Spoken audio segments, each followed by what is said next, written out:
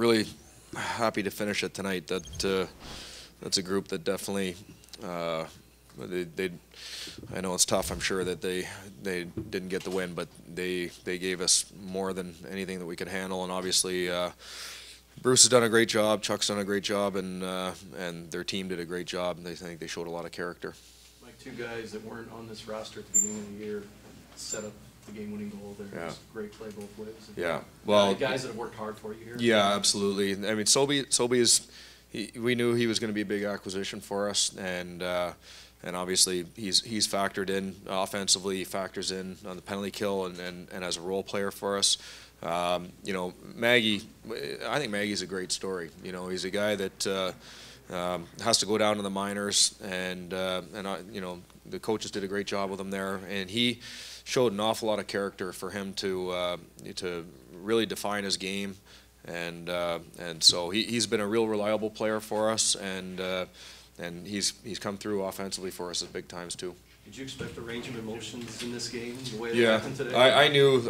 Again, it's easy for me because I'm familiar with the group across from us, and I've seen them battle back, and I've seen them continue to fight and push, and so it's a group with skill, and it's a group that plays a real strong, real tough game.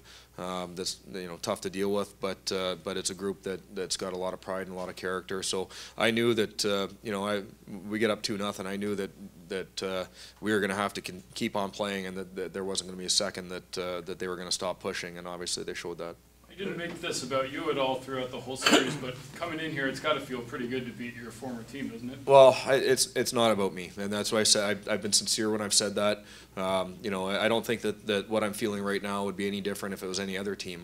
Our goal is to advance in the playoffs, and I mean, obviously it's a little bit of irony in it that I'm facing my former team, but our goal is to advance in the playoffs and for our group to continue to grow and to have a chance to keep competing for a Stanley Cup, and that's what we have right now. Nice gesture by the GM to come in and congratulate. Very nice, yeah. It's I got a lot of time and a lot of respect from everybody here, from top to bottom, players, coaches, management, everything. It's a first-class group, and I'm sure that we'll be seeing more of each other down the road. Mike, how did this happen? You said the team hit, quote, rock bottom, and now here you are, you just won a playoff series with a bunch of road wins too. Yeah, well, you know what, like you said, when you hit rock bottom, you have to force yourself to look in the mirror, and that's what we did. And so, we got to a point where we were playing games that were so meaningful night after night, and regardless of our opponent, we didn't have any choice but to build the right type of game. A game that we knew that we could take into the playoffs, and a game that we could have confidence with. It certainly was not pretty all the time. They had a lot of moments where they pushed and they looked like they had us on the ropes. So I think we have to get better as a group moving forward. A couple areas we'll talk about, but certainly a good step for us. Mike, what did you draw upon between jobs? When you're sitting there wondering what opportunity. Well, what I did was look at what I need to do better. That's the biggest thing for me. Some of it is once you do that, once you look in the mirror, you kind of realize that there are some good things that you've done. But I think to really have the opportunity to reflect and look at what I haven't done well enough, that's your chance for growth as a coach, and coming into a fresh organization, a new start. That's I think you come in with a different mindset as a coach as well. Why do you think you are a better coach today then? I think just the way that I handle situations, players. I think my understanding of the game is probably similar to what it was, but as far as working with the group and being a leader for the group. What was the room like after the end of regulation, going into the overtime after that turnaround? It was, we just talked about that. That was obviously very emotional, very difficult. It was similar to the feelings that we had in Game 1 when they tied it up with an empty net goal, and so for us it was a matter of regrouping, collecting ourselves, and understanding that we still had a heck of an opportunity in front of us. We knew that we were a goal away from winning the series, and we also felt that we played our best hockey when we were pushing and when we were attacking, and obviously a great job by the players to respond. Mike, Would you say you're playing your best right now? I mean, your team has been on an upward swing, but is this I don't know. I mean, there's lots of parts of, and credit goes to the opposition and the team that we were playing against, but there was lots of points where we didn't feel like we were playing at our best, and they force you into some of those situations. So, it's a good, like I said, it's a good first step, but we have to get better. what does it mean to have Paul back today, and any specific areas that you felt like he really made a difference? Yeah, well, I mean, obviously offensively he factors in. Face-offs, he relieves a lot for other players. He strengthens the rest of your lineup, and so what happens is now you've got a guy like Letts or Maggie or Sobey, and you look at the impact that they had tonight offensively for us. It makes a big difference. You just talked about maybe not being at your best. You just beat a good team 4-1. Yeah. Now you're moving on. The fact that we probably haven't seen your best in the first round, is that even something to be more no, positive? I don't want to listen. That what they do is part of why you're not at your best. So it was a really good team that we played against, and they put you under a lot of pressure. I think for me, just one area is just when we get a lead, we have to push harder. We have to get on the hunt. We have to get on the attack as opposed to retreating and let the team coming at us. That's one area. But when you win a series, you do an awful lot of good things, and we had a lot of real strong performances from players. Obviously Jake deserves a huge amount of credit. It's a great team win, and like I said, we just want to keep getting better.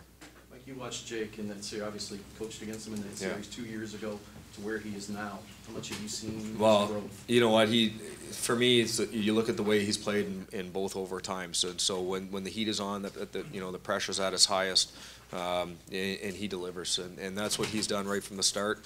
And obviously when your goalie's playing like that, it builds a lot of confidence for the rest of your group. I know you touched on Spoka earlier, just going back to him. I mean, 3 weeks ago, we all know the story. He wasn't here. To make a play like that, to send you on to the next round. Unbelievable play. You get into that situation, and that's what you need. It's, again, you look at the opponent that we're playing, they weren't just going to gift us anything. We were going to have to find a way to break somebody down one-on-one to create something, and just unreal strength and competitiveness to win a puck, but to have the skill and poise to skate it out of there and to find the open man was pretty impressive. Mike, can you go back to PRV just a little more? I mean, Yeah. you talked about a great story, but continually having to prove yourself, going back to the minors and told you have to work to get back up. I mean, is that difficult for a guy to continuously have to do that? At some point, I would say most players would pack it in or start thinking about other options. And he's a high character kid. Anyone who knows him knows that he's high character, and he's very, very coachable. Had a good conversation with him yesterday. Just felt like he was playing a little bit safe and in the last few games, and I thought that there was a little bit more.